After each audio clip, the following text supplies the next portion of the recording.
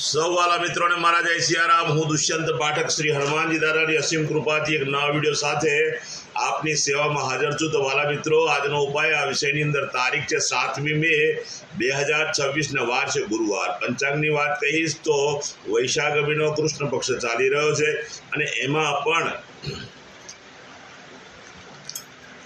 જે નક્ષત્ર જે ચાલી રહ્યું છે તે પૂર્વાષાઢા નક્ષત્ર છે, સાધ્ય યોગ છે, ધનુ રાશિનો ચંદ્ર અને મેષ રાશિનો સૂર્ય છે। વાલા મિત્રો,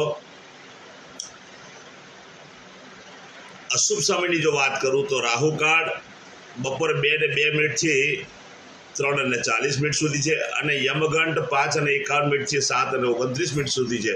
આ બંને સમય અશુભ સમય કહેવાય। અશુભ સમયની અંદર કોઈ પણ પ્રકારનું શુભ કાર્ય અને શુભ યાત્રા ન થાય। શુભ કાર્ય શુભ યાત્રા કરવા માટે તમારે કોઈ સારું ચોગડિયું સારું મુહૂર્ત લેવું જોઈએ, જેમાં ઉત્તમ અભિજીત મુહૂર્તનો સમય સવારે 11:57 થી 12:50 સુધી છે। આ સમયની અંદર તમે કોઈ પણ પ્રકારનું શુભ કાર્ય અને શુભ યાત્રા કરી શકો। વાલા મિત્રો, વાત કરીશું આજના ઉપાયની। તો આજના ઉપાયની અંદર વહેલી સવારે એક વાડકીમાં દૂધ લેવાનું, એમાં 2 ચમચી જેટલી હળદર નાખવાની અને પછી એની પેસ્ટ બનાવી દેવાની। પેસ્ટ બનાવી દીધા પછી તમે જ્યારે નાહવા જાઓ ત્યારે સૌથી પ્રથમ પહેલાં તમારે પાણીથી તમારા શરીરને પલાળી દેવાનું, પછી પેલી પેસ્ટ લગાડવાની છે શરીર પર। પેસ્ટ લગાડ્યા પછી ચોખ્ખા પાણીથી નાહવાનું છે। સાબુ અને શેમ્પૂનો ઉપયોગ થાય। સ્નાન થઈ ગયા પછી કપડાં પહેરી લો, એટલે કપાળની અંદર અને નાભી પર હળદરનું તિલક કરવાનું છે। હળદરનું તિલક થઈ જાય ત્યાર પછી સીધું સંધ્યા કાળે પશ્ચિમ દિશા તરફનું મુખ રાખી શ્રી હનુમાનજી દાદાને એક હનુમાન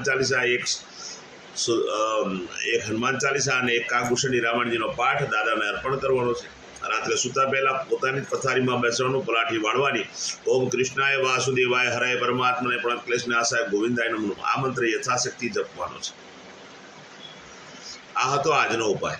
જે મારા વાલા મિત્રનો જન્મદિવસ 7મી મે 2026 અને ગુરુવારના દિવસે છે, તે બધા જ વાલા મિત્રોને સૌપ્રથમ તો જન્મદિવસની શુભકામના।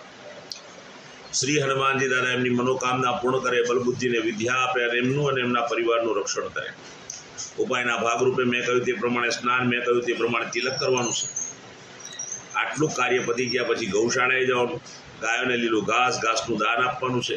તમારા ઘરે જે ભોજન બન્યું હોય તે ભોજન ગાયોને અર્પણ કરવાનું છે અને સંધ્યાકાળ થઈ જાય, સૂર્યાસ્ત થઈ જાય પછી તમારે ચણાના લોટમાં બનેલું ફરસાણ નાના નાના બાળકોને, જરૂરિયાતમંદ વ્યક્તિઓને, શ્રમિકોને અને વડીલોને પણ તમારે એ ફરસાણ ભેટ આપવાનું છે। બીજી એક ખાસ વિનંતી કે જેનો પણ જન્મદિવસ છે એ તમારી પોતાની માતાને કંઈક ને કંઈક ભેટ આપે, બહુ સુંદર પરિણામ પ્રાપ્ત થશે આખું વર્ષ। જેમની મેરેજ એનિવર્સરી 7મી મે 2026 અને ગુરુવારના દિવસે તે બધા જ વાલા મિત્રોએ સવારે સ્નાન કરવાનું, વડીલોના ચરણ સ્પર્શ આશીર્વાદ મેળવવાના છે। પછી પોતાની માતાને કોઈને કોઈ ભેટ આપે, ભેટ આપી દીધા પછી ગૌશાળાએ જવાનું, ગાયોની સેવા, ગાયોને લીલું ઘાસનું દાન આપવાનું છે અને સાથે સાથે દાન આપ્યા પછી પોતાના ઘરે જે ભોજન બન્યું તે ભોજન પણ ગાયોને અર્પણ કરે।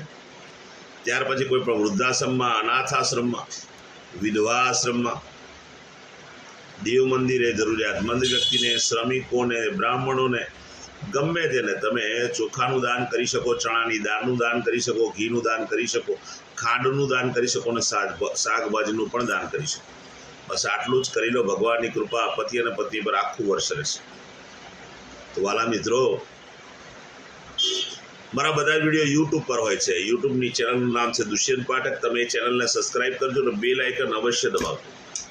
નિયમિત હું એક વિડીયો મૂકું છું ને આ વિડીયો જોવા માટે તમારે બેલ આઇકન જો દબાયેલો હશે તો તરત જ તમારા મોબાઈલ પર નોટિફિકેશન આવશે અને તમે મારો વિડીયો તરત જ જોઈ શકશો। મારું ફેસબુક અને ઇન્સ્ટાગ્રામનું પેજ છે, એનું નામ પણ દુષ્યંત પાઠક છે। એ મારા પેજને ફોલો કરજો, લાઈક કરજો અને મારા બધા વિડીયોને શેર કરજો। કોઈ જરૂરિયાતમંદ સુધી આ વિડીયો પહોંચી જાય, બસ એટલી જ મારી પ્રાર્થના છે। બીજું, નિયમિત હું એક વાત કહું છું કે મારો વિડીયો જોવાથી કે એક દિવસ ઉપાય કરવાથી 24 કલાકમાં કે 48 કલાકમાં પરિણામ નહીં મળે. નિયમિત જ્યારે ઉપાય કરશો, નિયમિત મારો વિડીયો જોશો તો 100% વિશ્વાસ રાખો કે તમારા જીવનમાંથી સંઘર્ષ, દુઃખ, પીડા, ચિંતા દૂર થઈ જશે. નવા વિડીયોમાં ફરીથી મળીશું. આપ સૌને મારા સીતારામ.